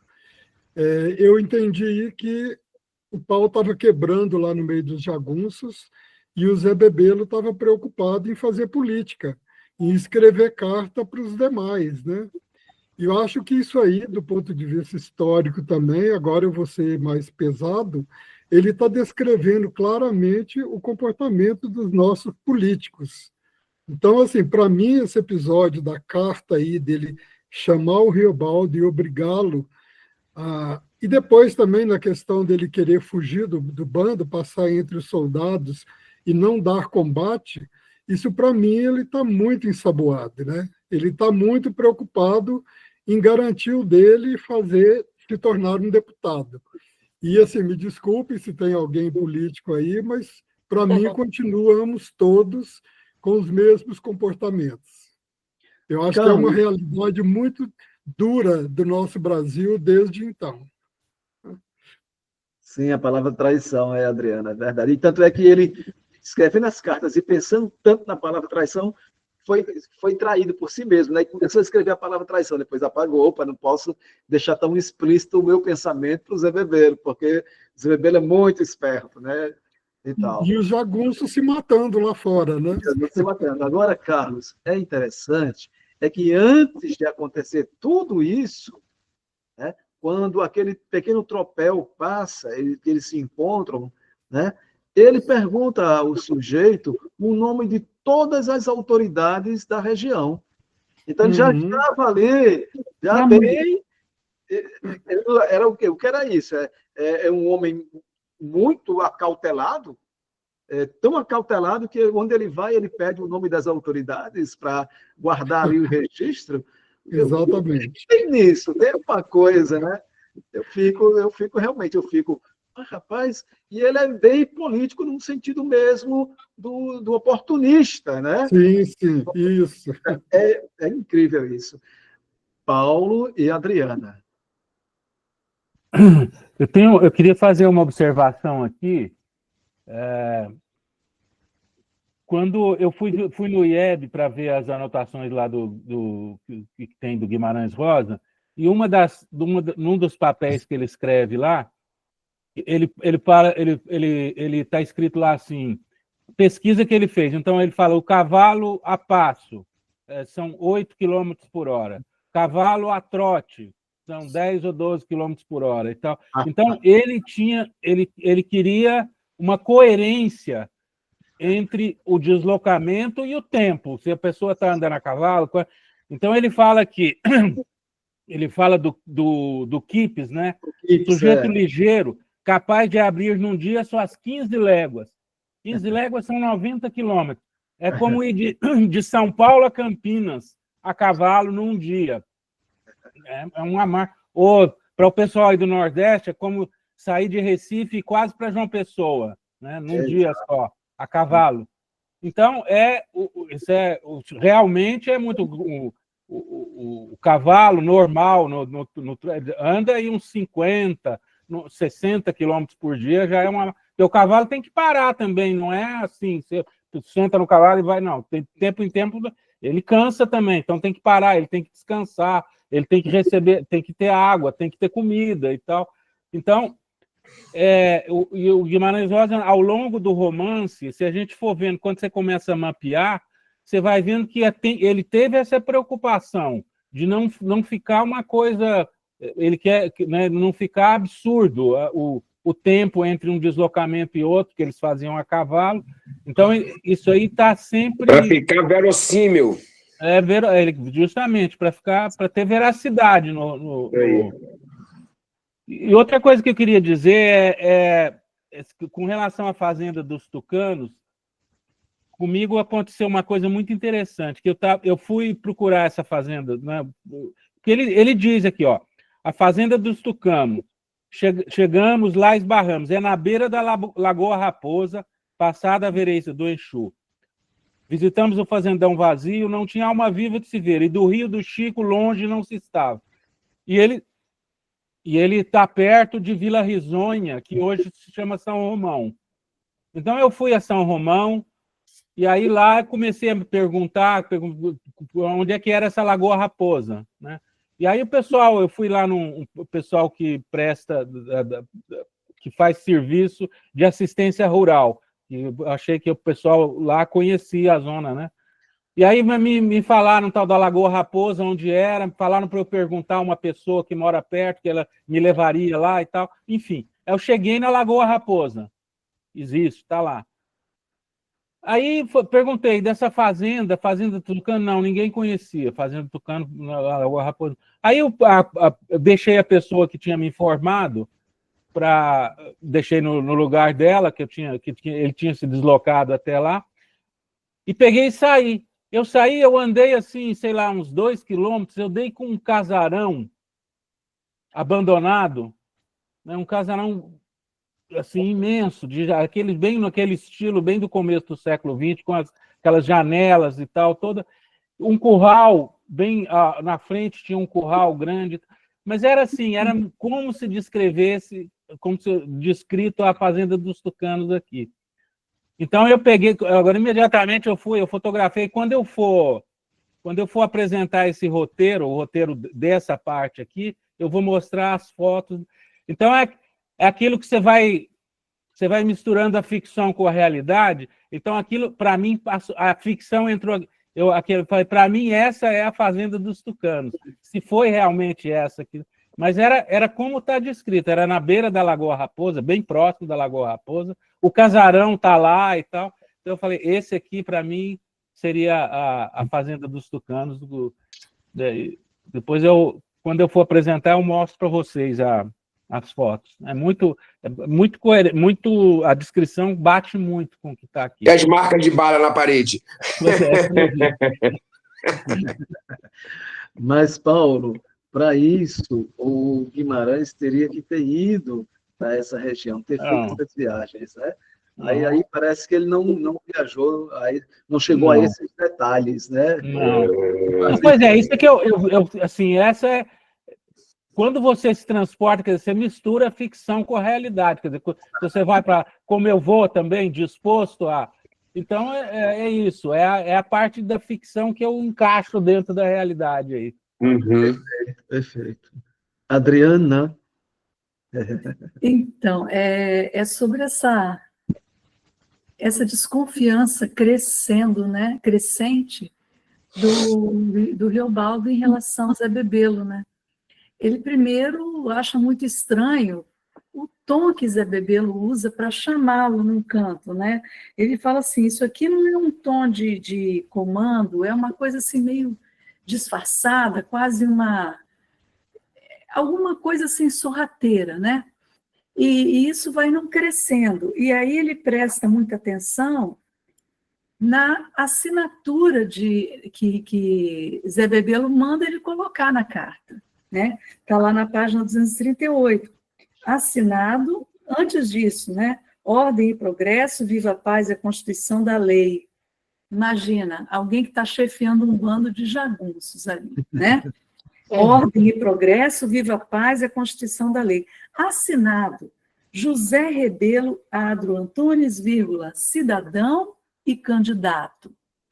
Aí eu acho que isso ficou girando na cabeça de Riobaldo, e ele, nesse lance aí, é traição, tem alguma coisa estranha aqui. Tanto é que, 2 páginas adiante, na 240, é que ele dá aquela encarada, né, no Zé Bebelo, e aí Zé Bebelo, que é lá? Ele começa a querer entender o que está se passando na cabeça de Riobaldo, né? E Riobaldo, ele solta essa. Pois, por que o senhor não se assina ao pé Zé Bebelo Vaz Ramiro? Quer dizer, de que lado que o senhor está? O senhor é o cidadão e candidato? Ou é... Se assuma como jagunço. Exatamente. Vamos aí. O que está acontecendo, né? Isso me chamou a atenção. E só mais uma coisa que eu gostaria de falar, que é sobre os cavalos, né? Eu gelei na hora que eu vi esses cavalos chegando na cena, porque, para quem já leu uma vez e sabe o que vai acontecer com eles depois... No nosso próximo encontro. Eu estava assim, não cheguei não, cavalo, fica na sua, vai para outro canto. Não é um bom lugar para vocês aí. Com certeza não. Enfim, é isso. Essa cena no próximo encontro nosso, né, é uma cena pesadíssima. Mas Adriana, é isso. Ele assina como o homem da lei, né? Ele ordena a Riobaldo, assine assim, quer dizer, assina como um homem da lei. Porque, veja bem, faz sentido também, tá certo? Como é que ele vai mandar para as autoridades assinando como jagunço, né? Como o homem fora da lei, sendo que ele está precisando da lei ali? Ele vai fazer uso da lei, porque ele, na verdade, está manipulando também as autoridades. No final das contas, é isso. É o que vai acontecer. De uma maneira muito astuta, ele vai manipular as autoridades. Agora, essa é uma carta difícil de se jogar. Dificílima de se jogar. Mas ele é astuto o suficiente para fazê-lo. Então, ele joga essa carta. E aí sim, ele põe o nome dele, e o nome dele conforme a lei, e não como um fora da lei. Certo? Então, e a intenção... Mas aí tem um contexto, né? Que aí o Riobaldo começa a perguntar, mas vem cá, então se a polícia chega aqui, a gente está de outro lado, como que vai ser? Aí o que ele propõe? A gente foge sorrateiramente? Mas aí eu acho que o Riobaldo, que é jagunço, vamos dizer assim, puro sangue ali, né? Não está nessa coisa, nessa zona cinzenta, ele pensa, com quem que ele está jogando, afinal de contas? Ele está jogando com uma posição dele como cidadão, ou como jagunço que se traveste de cidadão diante da polícia para se dar bem, ou ele está diante de nós, jagunços aqui, fingindo que ele é uma coisa, mas ele vai nos entregar depois. Entendeu? Eu acho que é uma posição assim, muito nebulosa, né? Essa ambiguidade toda, né? Essa ambiguidade. O Zé Bebelo está colocando um pé num território e o outro em outro território. E o outro, Mas o que ele quer é empreender a fuga. Então, ele quer empreender a fuga. Ele joga essa carta, que é uma carta de alto risco. Sim. É de alto risco. Ele joga para os soldados virem e atacarem o bando do Hermógenes. Porque, veja para só, enfraquecer Renato, o bando. se há aqui um círculo, dois círculos, dois círculos concêntricos, né? A fazenda e o entorno, os outros jagunços, no centro da fazenda, um bando de jagunços. Ao entorno da fazenda, outro bando de jagunços, quando a polícia vier, vai pegar primeiro o bando que está por fora. E aí eles vão ter uma oportunidade de encontrar um cantinho para escape. Para escapar. Ou não, né? Ou aproveitar a situação, já que ele é cidadão e candidato. Mas tudo é amigo, eu quero que não seja. Entregar todos. Fazer um lobby ali, fazer um lobby. Eu não confiaria nesse Zé Bebelo. Não dá para confiar. Damasceno. Pois é, só para terminar. Pois é, eu vou ver essa fazenda dos tucanos do ponto de vista filosófico, né? Foi muito visto do ponto de vista político, né? Tudo nesse romance é e não é. Tudo oscila, não é? E essa fazenda que, a princípio, que é aquele lugar de paz, os objetos todos da paz, que estende roupa, que faz isso, até estender roupa são chifres, os animais que chegam, na hora que ele Riobaldo está dormindo, chamam ele para levantar, ele se vira para a parede, que aquilo está tão gostoso, aquela cama, depois ele se levanta, sente aquele cheiro todo do mato, que é a Madeleine dele, que traz as coisas dessa, e logo, imediatamente vem a guerra, nada permanece. Tudo é e não é. Nada é fixo ali naquele momento. E essa fazenda também é isso. Ela não é um lugar de paz, né? Ela não pode ser, porque nada fica, nada permanece ali. Então, eu achei, do ponto de vista filosófico, essa fazenda também é e não é. Eu achei muito interessante isso. Gostei dessa sua observação, Silvia. Ô, Silvia, e até o próprio Zé Bebelo, né, nessa discussão aí, ele é e não é. Ele é jagunço ou não é jagunço? Ele vai trair. É uma estratégia ou não é? O leitor que não conhece a história pela primeira vez, se está muito atento, como esse livro, até a mandioca, que é boa, fica azangada, então não seria chocante para o leitor que ele traísse. Pois é. E termina, fiz o pacto ou não fiz, não é isso quando termina? O diabo existe ou não existe? Exato. Né? Tudo bem, não é. E essa fazenda é um dos símbolos do que é e que não é. Também é isso. Né? Gostei, Silvia. Sandra. No meio desse é e não é interessante, porque, ao mesmo tempo, é um momento de afirmação como se fosse do certo e o errado, né, do Riobaldo. Ele exalta isso, né? Ele sabe ali o que ele é, quando ele afirma até o próprio nome. Então, me deu ali a impressão de que ele afirma e sustenta e repete uma posição ali naquele momento, né? Uma certeza do que ele considera ali o certo e a identificação do que seria uma traição. Né? Então, numa situação que é tão dúbia e ele, de certa forma, se coloca de uma forma muito segura, né, no que ele acha que deve ser. Logo no princípio, quando ele enumera os jagunços, ele fala de como ele se sente bem ali. Como que aquele clima, aquelas pessoas todas diferentes, cada uma com uma função, cada um com uma areté, né? Como os heróis gregos, cada um tem uma excelência ali, né? Cada um tem uma excelência. Né? Exatamente como os heróis gregos. Então, é uma utilidade em campo, né? Uma utilidade para a guerra. Um fareja, outro mexe com arma, outro mexe com fogo. Isso em grego se chama areté. Em grego. O herói grego, os heróis de Homero têm uma areté, cada um tem a sua. Pode ser até uma da criança, mas é a areté dele. É a especialidade dele. Em que ele é excelente. E como aquele ambiente é um ambiente com pessoas tão diversificadas, mas ele fala de uma espécie de camaradagem que tem ali. E por isso ele defende. Ele está muito ciente desse lado. Diversificado, mas unificado pelo objeto comum. É muito bonito isso. E corroborando também com o que a Sandra falou, assim, só rapidinho, eu percebi que nesse trecho ele se repetiu algumas vezes, algumas frases, ele falava e repetia. Tanto o nome dele, Riobaldo, repetiu 3 vezes Riobaldo e algumas vezes ele repetiu as frases. Sim. Entendeu? Eu falei, poxa, é a primeira vez que eu observei isso, ele está reafirmando a ideia dele, né? Essa repetição que às vezes é sutil, às vezes nada sutil. Sim. Ele repete um termo inteiro. Uma oração inteira. Uma oração inteira, algumas vezes. Quando ele dizer a oração, repete essa oração. Quer dizer, uma confirmação de algo, né? Sim. É interessante. Ao mesmo tempo, a Silvia Damasceno trouxe a questão das listas. E aí, vocês sabem, eu sou muito aficionado por listas, né?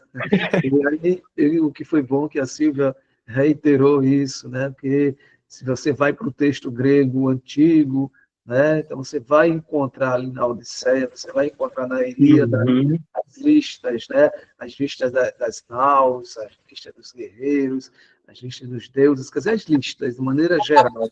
Das aptidões, cada um tem a sua, né? Aptidões, exatamente. As aptidões. E é o que ele apresenta aqui, com os seus 78, né? Patrícia contou. 78 ali, companheiros de jagunçagem, né? E ele conta rapidamente, brevemente, como o Márcio destacou, né? A questão da concisão, ele conta rapidamente, coloca rapidamente essas aptidões, ou então ele conta uma história. Ele conta uma história daquele sujeito, super curto. É como se fosse um microconto ali, né? Nessa lista toda, né?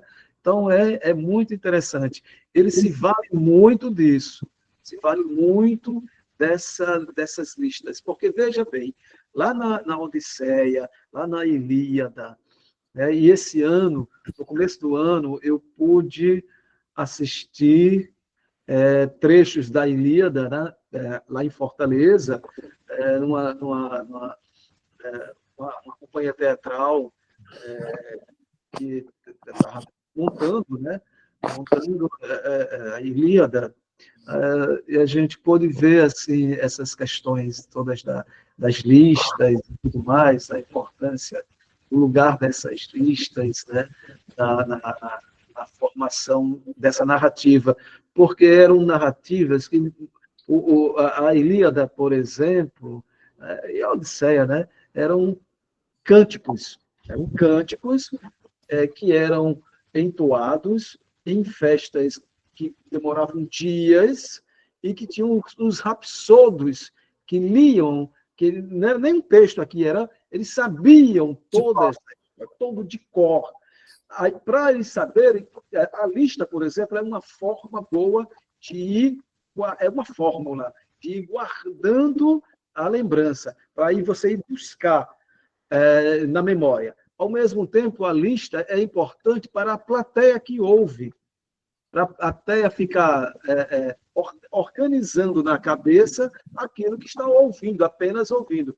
Lembre-se que essa plateia, na Grécia Antiga, não tinha o vídeo, né? Era só o áudio, né? Então, o vídeo, na época, né? O audiovisual. Então, a gente retém mais quando se ouve e se vê. e eles apenas tinham que ouvir. Então, a rima, por exemplo, o verso e etc., são fórmulas que se praticavam, que se usavam, desculpe, na época do domínio, vamos dizer assim, da oralidade, mais do que da escrita, e a lista também. A lista era muito necessária. Você vai ver lista tanto no texto bíblico, no Novo Testamento, logo no primeiro livro, você já vai ver uma lista, né, que aí de Abraão até Jesus, não é isso? Então, não sei quem gerou não sei quem, que gerou não sei quem, que gerou não sei quem, que gerou não sei quem, Jacó que gerou não sei quem, e não sei quem que gerou não sei quem. Então, e você vai ver no Velho Testamento também essas listas tal e tal. Então, é interessante que o Guimarães traga para essa narrativa, que é oral também, a presença da lista. O Grande Sertão é uma narrativa oral, né? Tem um interlocutor ali ouvindo. Então, ele traz esse elemento da lista. Lista de fazendas, listas de coronéis, listas de jagunços, listas de rio, lista de animais, e por aí vai. Lista de nomes do demo. Lista de nomes do demo, são mais de 70. As veredas, os vals. Os vals, as veredas, né? Então, vai listando. Quer dizer, também ali... Ainda vamos ver outras listas. Aí chegamos só na metade. Passando por pouco da metade. Ainda vamos ver outras listas em outros momentos. Mas talvez essa, salvo me engano, seja a maior, né? Talvez essa seja a maior de todas essas listas e tal. Só para encerrar minha fala, aqui tem a Regina que quer falar também. A Silvia Damasceno trouxe essa questão do tudo é e não é, que é uma afirmação que o Riobaldo faz lá no começo da narrativa, né? Aí isso lembra um pouco assim, o nosso pensamento desde a Grécia aristotélica até o século XX é muito assim. Aquilo que é e aquilo que não é, não é. Aquilo que é. E aquilo que não é, não é. O ser é, o não ser não é. Não é isso? Exatamente. Essa é a grande fórmula, né? O ser é e o não ser não é. Então, essas fórmulas filosóficas, né, elas reinaram, dominaram todo o nosso pensamento racional. Até que isso é rompido, não com a ciência moderna, mas com a ciência pós-moderna. Quer dizer, essa ciência que hoje está tendo um outro entendimento a respeito do que o mundo é, ou que não é, né? Que diz assim, essa ciência racional, até o Einstein, é assim, um é um e um é diferente de zero. Zero é zero e zero é diferente de um. Mas o pensamento quântico, que é Oppenheimer para cá, que é o computador quântico, né? A física quântica e etc, etc, etc. É assim. Um é um, mas pode ser zero. Zero é zero, mas pode ser um. Então, isso é um tipo de pensamento, que não é só pensamento. Eles disseram, a gente chegou a essa conclusão observando a física quântica. Aquilo, ou seja, tudo, para a física quântica, tudo é e não é ao mesmo tempo. É muito louco isso. Regina. Não, é só uma pequena observação, né, que nessa lista aí, como ele, o autor, se coloca, né? Todos têm uma função, né? Dentro do bando, uma função utilitária, né? E ele é o único que não, né? Que ele fala, Guima, que ganhava em todo jogo de baralho, era do sertão do Abaeté, né? Ou seja, ele não servia para porra nenhuma. E eu imagino que isso tem um pouco uma confusão ali não, confusão não é bem a palavra, né? Mas para Foi falar em confusão, ele quis, né? Desce, vai, sai. Vai, seu Luiz. Os gatos, eles são demais. Eu fico imaginando ele, quando ele fez o trajeto com a boiada, né? Ele era o único ali que não tinha serventia para aquilo, né? Ele devia esse cara que ganhava em todo jogo de baralho, né? E era o Sertão do Abaeté. Então, eu achei muito engraçado, e ele aparece 2 vezes, né? Ele aparece aqui, e depois, mais lá na frente, ele aparece de novo, né? Ele mais lá para o fim, ele fala, ele faz vai enumerando também, e ele fala Fafafa, Marroás, Guima, assim, muito en passant, né? Mas é curioso. E assim, deixar meu protesto também, porque o trechinho que não tem um passarinho cantando, né? Ô, coisa difícil, viu? O que eu percebi, ele falando da madeira cheirosa, da mesa. No meio da guerra, ele entra no quarto, tinha uma mesa cheirosa e tal. No meio da guerra, ele consegue ainda essa sutileza. Cheirava o que tinha na frente, né? Se era madeira, vamos lá. Não, mas já tem os psiu das balas, o zag-zag. Barulhinho das balas. Mas é muito interessante. Acho que eu nunca tinha passado por esse trecho com tanta intensidade, assim. Acho que realmente foi muito, muito legal. Essa leitura hoje foi muito boa. Em termos de barulho de tiro, ele entende muito bem, né? Quando, nessa posição que a Silvia destacou aí, né? Que parecia que tudo ia muito bem, de repente passou a ser não era. Era, mas não era, né? Mas essa transição, que eu já reparei, o Guimarães Rosa, ele usa, às vezes, frases assim, bem curtas, né? Um tiro, exatamente. E como ele faz essa transição aqui? Respirar a alma daqueles campos e lugares, ou seja, respirando, sentindo tudo que era bom, né? De repente, a frase curta, e deram um tiro. E aí, no que segue, deram um tiro de rifle mais longe, o que eu soube. E aí, lendo esse trechinho aqui, eu me lembrei do começo, né? Do começo do romance, quando ele fala, nonada, tiros que o senhor ouviu foram de briga de homem, não. Quer dizer, o ouvido da Regina é para o canto dos pássaros, né? E o ouvido do Riobaldo é para o tiro. Identifica. Cada tiro ele sabe o que vai ser. É isso. É verdade. Ele sabe reconhecer, né? Quando é um tiro de verdade, quando não é. Realmente, como você falou, lá na primeira página, ele diz, quando é tiro de verdade, os cachorros pegam a latir.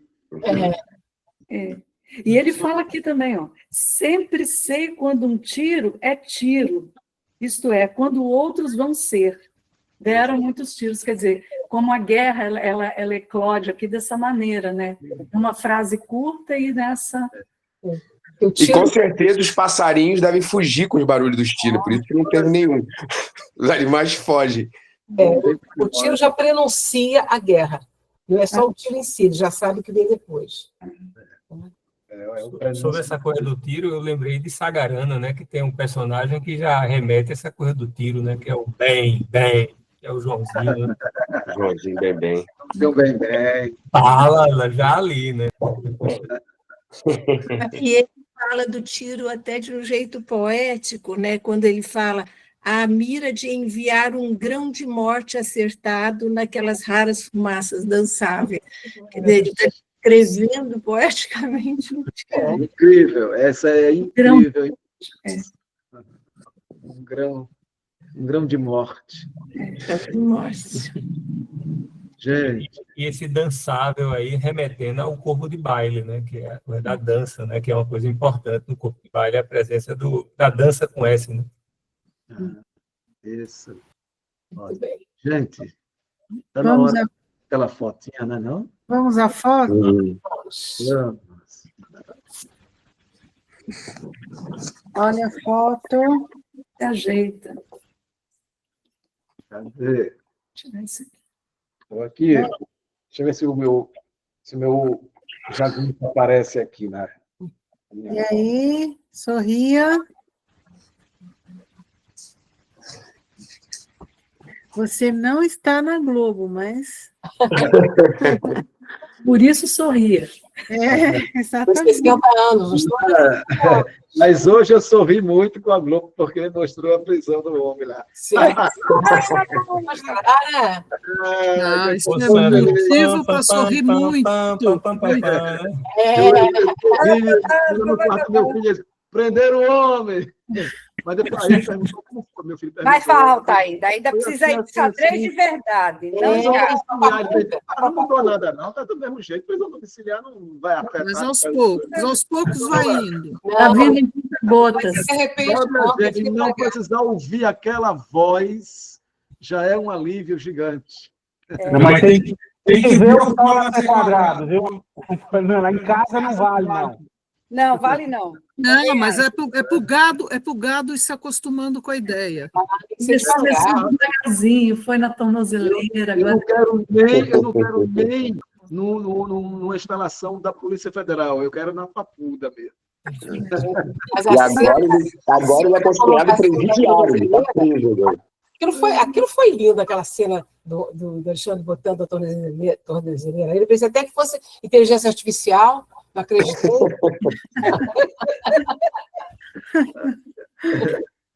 Vingança é o prato que se come frio. Pois é, mas aqui já está congelado, a gente não está aguentando mais, vamos lá.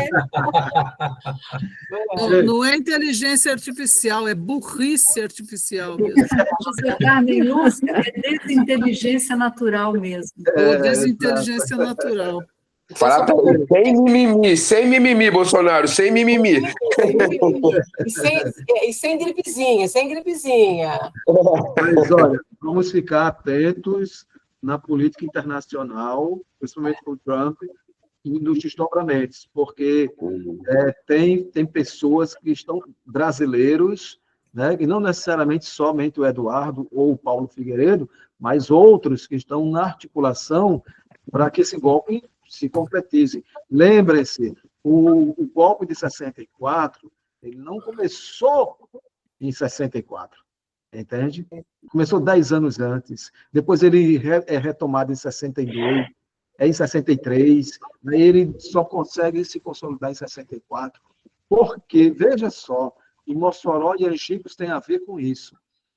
Vou só fazer um parênteses, quando Paulo Freire encerrou a primeira turma da experiência de alfabetização de Angicos, as 40 horas de Angicos, a célebre experiência que marcou toda a América Latina, né? Essa experiência de uma pedagogia endógena nossa, brasileira, latino-americana, aqui, Pernambuco, Paraíba, Rio Grande do Norte, ou seja, Recife, João Pessoa, Natal e Angicos, Mossoró. E Angicos, quando foi para encerrar a turma das 40 horas de alfabetização, da campanha do Paulo Freire, veio Paulo Freire, veio era Luísio Alves, veio o presidente da República, João Goulart, e veio o séquito de João Goulart. No meio desse séquito, quem era ministro, isso não é muito dito, não, a gente não sabe muito disso, quem era ministro de João Goulart? Castelo Branco. Nossa Senhora. Castelo Branco é o ministro de João Goulart. Então, tem fotos, eu tenho um livro aqui com fotos. É o demo. Essa reunião em Angicos. É o Hermógenes. Uma foto só aparece aqui um senhorzinho lá que foi alfabetizado, aí o professor Marcos, aí aparece o governador, aparece João Goulart, e no fundo, quietinho lá no ponto, no fundo da foto, que com o seu casaco de botões dourados, o Castelo Branco. E aí, quando ele sai, ele dá o Castelo Branco dá uma entrevista, e ele diz, quando chega em Brasília, ele dá uma entrevista, ele diz assim, ali, ele diz, Castelo Branco diz isso, ali nós estamos alimentando um ninho de serpente. Diz que destruir esse ninho de serpente, urgente, ou o Brasil vai cair nas garras dos comunistas. Então, foi ali que ele interpretou, que ele disse, opa, é o golpe É o golpe que está politizando tudo, está politizando a questão agrária, politizando os estudantes universitários, politizando os adultos analfabetos. Os agricultores. Aí, tem que cortar isso o mais rápido. E o discurso hoje é o mesmo. Hã? O discurso de hoje é o mesmo, que somos comunistas. Eu já digo, eu sou comunista, só ando de vermelho. Pronto, acabou. Pois é. Então, essa coisa toda louca. Então, vamos ficar atentos e atentas. Um golpe não se constrói uma única... Não, os militares sempre estão. Para você puxa lá pela Guerra de Canudos também, assim, né? O primeiro massacre que teve. Aquele documentário de Petra, de novo, né? Que é o Apocalipse nos trópicos. Eu assisti esse documentário quando ele estreou no Rio, antes de ir para a Netflix, né? E foram 2 sessões. Aí eu comprei o ingresso para na segunda. E quando a gente estava entrando, porque eu falei assim, não, espera que dê um problema na sala, vocês não vão poder entrar. Aí a gente, assim, eu falei, pô, você pensa logo no problema técnico, né? Aí ficamos lá esperando, daqui a pouco começou um montoeiro de gente chegando assim perto, que nós vamos ver quem estava esbravejando lá no corredor.